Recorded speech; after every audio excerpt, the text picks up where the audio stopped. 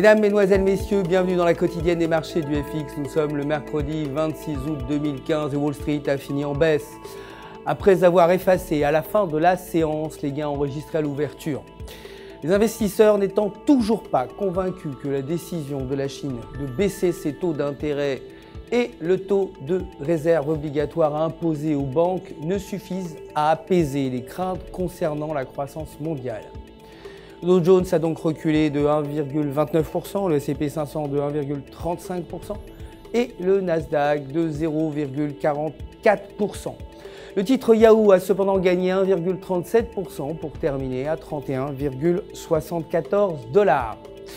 Le dollar justement a gagné du terrain face à la plupart des devises majeures, rebondissant après le net repli de la séance précédente, même si les craintes concernant l'impact du ralentissement de la croissance chinoise sur l'économie mondiale ont continué de peser sur le moral des investisseurs.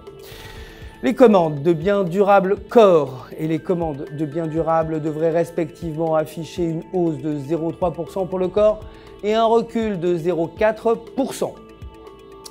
L'or s'est inscrit en baisse pour finir à 1140 $ l'once. Le baril de brut a vu son cours progresser de 3,83% à 39,71 $.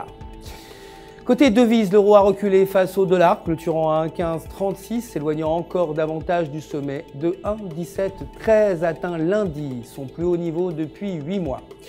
Selon le graphique du jour, la paire se situe sous la résistance de 1,17. Si elle reste sous ce niveau, elle pourrait atteindre 1,1400.